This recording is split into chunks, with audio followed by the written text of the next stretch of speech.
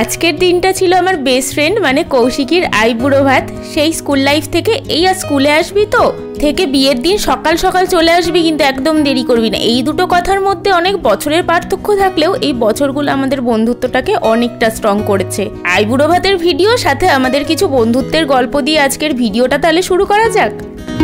Everyone, এই যা ক্যামেরাটা এরকম ঘোলা ঘোলা লাগছে কেন? দাঁড়াও মুছে নি। হ্যাঁ, এবার ঠিক আছে না? একদম পারফেক্ট। চলো তাহলে ভিডিওটা শুরু করি। আজকে হচ্ছে কৌশিকের আইবুড়ো ভাত। সন্ধ্যাবেলা করে সেজে গুজে রেডি হয়ে নিয়েছি। মেকআপ শেকআপ কিচ্ছু করিনি, এই জাস্ট জামাটা পরে নিয়েছি। আর ভাল লাগছে না। চলো গিফটটা বার করি। গিফটটা বার করি বললাম বলে ভাবছো কোন খাজানা বের করবো? একদমই না। গিফটটার দুর্গতি দেখবে। দেখো, খাটের নিচে হয়েছে গিফটের জায়গা, তার ওপর মোটা একটা ধুলোর পরত। ভাবছো তো এটার এরকম দুর্গতি কেন? আছে একটা কারণ আছে, সে না হয় নাই বললাম। এখন এর একটা ব্যবস্থা করা যাক। টুচে নিয়েছি, আর এই যে ওর জন্য ফুলের মালা কিনেছি। চারিদিকটা সাজাতে হবে। আর বক বক করতে গিয়ে বলতেই ভুলে গেছি, আজকের পুরো ব্যবস্থাটাই হয়েছে বনশ্রীদের বাড়ি। বনশ্রী আর কাকিমাই সারাদিন ধরে সব জোগাড় করেছে। আর এখন আমি এসেছি মিষ্টির দোকানে, মিষ্টি নেবো। বনশ্রী বলেছে তুই 5 রকমের মিষ্টি নিয়ে আসিস, তোকে আর কিচ্ছু করতে হবে না। এখন মিষ্টির দোকানে এসেছি, মিষ্টিগুলো বাছছি কি কি নেওয়া যায়। নিয়েছি। এবার টোটোতে উঠে সাথে এই ঝোলা জম্পগুলোকে নিয়ে যাচ্ছি বনশ্রীদের বাড়ি। বনশ্রীদের বাড়ি ঢুকতে না ঢুকতে সন্দেশবাবু হাজির। যে কেউ আসুক ওর দাবি ওকে আগে আদর করতে হবে, নাহলে ও শান্তিতে বসবে না, কাউকে শান্তিতে বসতেও দেবে না। ওকে আদর করে নেওয়ার পর হ্যাঁ নাও এবার আমার আদর শেষ, এবার তোমরা যা খুশি করো, তখন আর ও কাউকে পাত্তাও দেবে না। পর বনশ্রী এসছে সব গোছাতে। কৌশিকীর আসতে একটু দেরি হবে। এদিকে আমরা সব গুছিয়ে নিচ্ছে। দেখো সন্দেশকে ঘরের মধ্যে রেখেছি, কোনো কাজ করতে দেবে না বলে আর চেঁচাচ্ছে। এখন যাই ওকে আবার খুলে দিয়ে যায়। এখন উনি বেরোবে, বেরিয়ে ওর কিন্তু কোনো দাবি নেই। কি যে দাবি ওর জীবনে ও নিজেও জানে না। চারিদিকে ঘুরে বেড়াবে, আমাদের পায়ের মধ্যে ঢুকে বসে থাকবে, কিন্তু তবুও ঘরে থাকলেই চেঁচাতে আরম্ভ করবে। শ্রী ওদিকে ভাত টাত বাড়ছে, আর আমি ক্যামেরা নিয়ে পিছন পিছন ঘুরে বেড়াচ্ছি। রেগে না যাই গো মেয়েটা।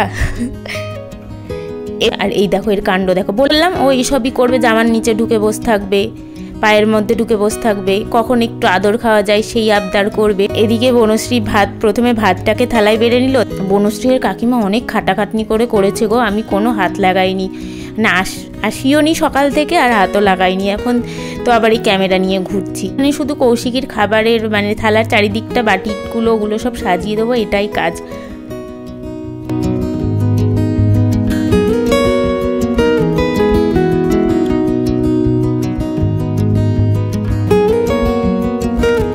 এই যে এখানে সব দিয়ে গেল বনশ্রী বাটিতে সাজিয়ে সাজিয়ে। আমি ফুল দিয়ে চারিদিকটা সাজাচ্ছি।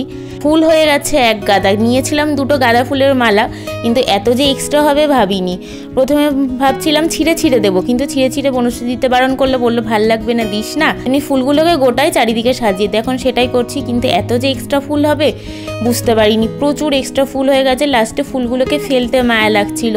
ফুল এমনিতেই আমার একটা ভালোবাসার জিনিস, কিন্তু সেগুলো যদি আবার এরকম ফেলে দেওয়া হয় অকারণে, ব্যবহার না করে, কতটা খারাপ লাগে। এগুলো তো ঠাকুরের কাজে ইউজ করা যাবে না, এটো হাত দিয়ে দিয়েছি, কি আর করা যাবে।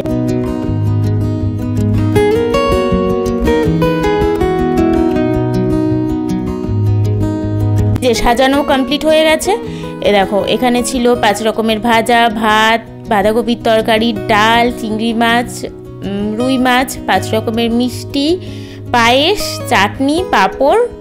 এই তো এই ছিল। কৌশিকী অনেকক্ষণই চলে এসছে, ও ঘরে বসেছিল। এবার ওকে ডাকি যাই। আর সাজানোটা কেমন হয়েছে বলো তো? এমন কিছু মানে ভালো করে সুন্দর করে হয়নি, কিন্তু তো তাও যেটুকু করেছি আর কি। কৌশিকী এসে বসে পড়েছে। এবার কাকিমা ওকে আশীর্বাদ করে আর আমাকে দিয়েছে শাক বাজানোর দায়িত্ব। এতে তো আমি মহাপটু। এমন শাক বাজাচ্ছি, কাকিমা রেগে গিয়ে আমার হাত থেকে শাকটাই নিয়ে নিল। বললো দে, তোকে আর শাক বাজাতেই হবে না। আমি আসলে সব শাক বাজাতে পারি না, আমাদের বাড়িরটা পারি, কিন্তু এইটা পারছিলাম না। যাই হোক, আর ওদিকে সন্দেশের অবস্থা দেখো। ভাবছি এখানে হচ্ছেটা কি। কৌশিকীকে আশীর্বাদ করছিল। এই সুযোগে আমি তোমাদের সাথে আমাদের একটু বন্ধুত্বের গল্পটা করি। আমাদের বন্ধুত্ব সেই ক্লাস 5 থেকে, আমার, কৌশিকীর, বনশ্রীর।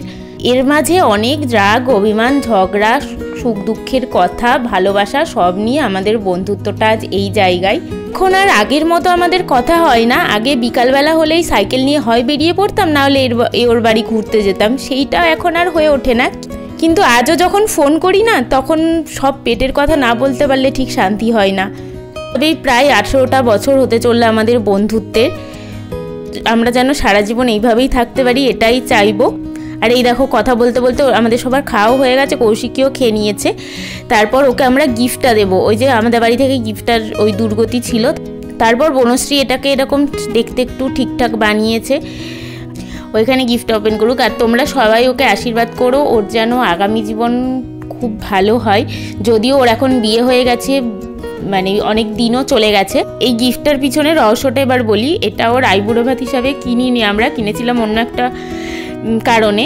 আছে একটা ল্যাম্পশেডই তো বলে মনে হয়, ফ্লিপকার্ট থেকে নিয়েছিলাম। তো জিনিসটা দেখতে খুব সুন্দর, ওরও পছন্দ হয়েছে বেশ। আর এইদিকে দেখো সন্দেশের কাণ্ড, পাপোশ নিয়ে চলে এসছে খাটের মধ্যে, ওর সাথে এখন এই পাপোশ নিয়ে খেলতে হবে। তারপর ওখান থেকে চলে এলাম বাড়িতে, আর এই হচ্ছে কৌশিকীর আর সৌরেশের বিয়ের কার্ড। যাই হোক, আজকের ব্লগটা তাহলে আমি এখানেই শেষ করলাম। দেখা হচ্ছে নেক্সট ভিডিওতে। ভালো লাগলে লাইক করে সাথে থেকো। টাটা।